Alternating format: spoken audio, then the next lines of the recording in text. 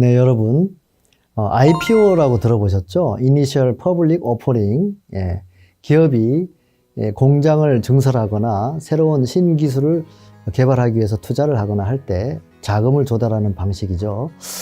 코스닥이나 코스피에 상장해서 주식을 판매해서 그렇게 조달된 자금으로 이제 투자를 합니다. 그런데 ICO라고 아마 들어보셨을 겁니다. 코인 공개라고 하죠. 코인 공개는 스타트업에게는 혁신적인 자금 조달 방법입니다. 주식을 발행해서 자금을 조달하는 방식이 굉장히 여러 가지 까다로운 부분이 있고, 또 그 기초를 만들어서 자금을 조달하기 전까지의 그 만드는 기초 단계에서 힘든 경우도 굉장히 많은데요. 그런데 정말 좋은 프로젝트가 있을 때는 코인을 공개해서 백서를 통한 코인을 공개해서 비트코인이나 이더리움을 조달을 받아서 그 자금을 가지고 스타트업이 일을 시작할 수 있는 정말 좋은 혁신적인 자금 조달 방법이기도 합니다.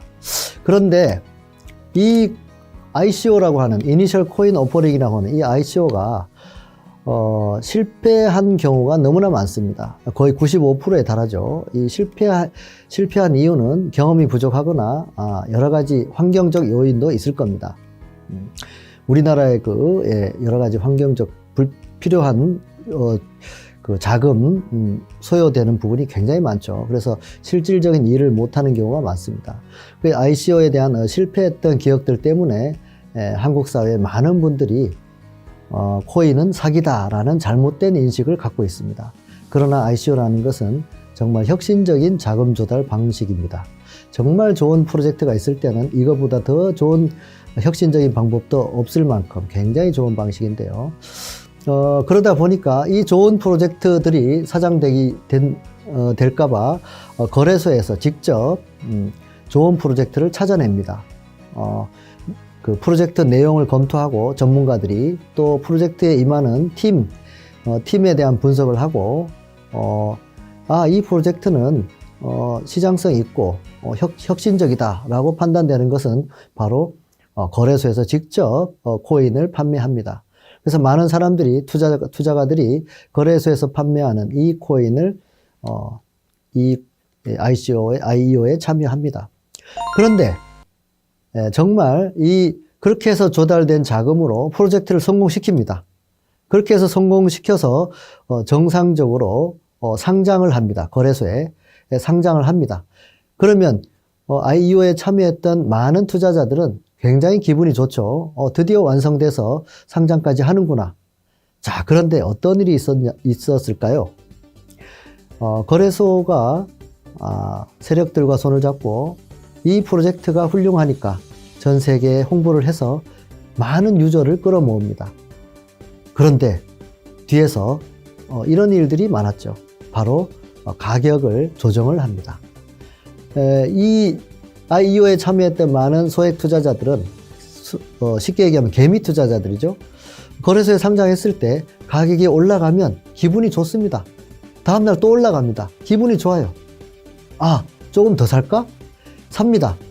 그러면 그 다음날 떨어지죠. 떨어지면 또 심리 상태가 어떻습니까? 내가 괜히 샀나? 다음날 또 떨어져요. 아이고야, 이걸 팔아야 되겠네. 손해보고서라도 팔아야지. 팝니다. 팔면은 세력들이 또 매입합니다. 왜? 이 기업이 미래가 잘 될 거라는 걸 알고 있기 때문에. 그러나 개미들은 잘 모릅니다.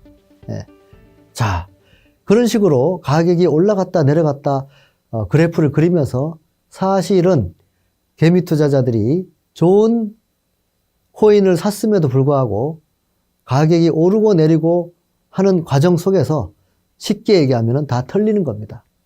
결국은 좋은 코인조차도 개미 투자자들은 돈을 벌기 어려운 것이 바로 현실이었습니다.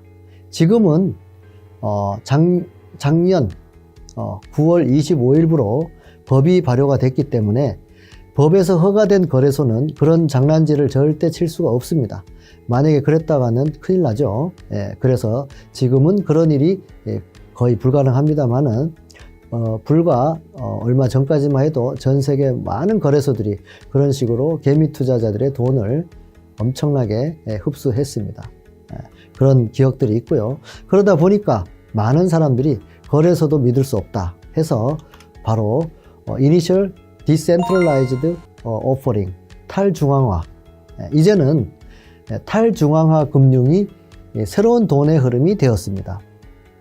이제는 누군가가 중앙에서 컨트롤하는 것을 믿을 수가 없다. 사람이 컨트롤하는 것은 믿을 수가 없다. 그래서 탈중앙화 금융이라고 하죠. DeFi, Decentralized Finance, 탈중앙화 금융. 누군가가 없이 순수하게 블록체인 알고리즘에 의해서 우리끼리 거래한다. 우리끼리 돈을 놓고 누구는 사고 팔고 우리끼리 거래한다. 이렇게 해서 탈중앙화 거래가 지금 굉장히 떠오르고 있습니다.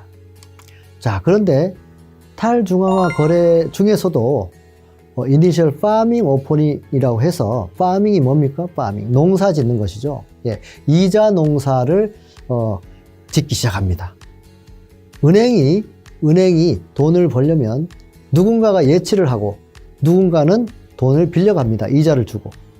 예치한 사람에게는 또 예치한 만큼의 이자를 줍니다. 빌려간 사람에게 그만큼 또 이자를 받죠. 자, 그 역할을 이제 탈중앙화 거래소에서 합니다. 누군가는 예치를 하고 누군가는 빌려가고, 그래서 예치한 사람은 이자를 벌어갑니다. 그 거래 비용이 사람이 없기 때문에 인건비가 들어가지 않고 건물이라든가 이런 유지 관리비가 들어가지 않기 때문에 수수료에서 맡긴 사람에게 이자를 충분히 줄 수가 있습니다.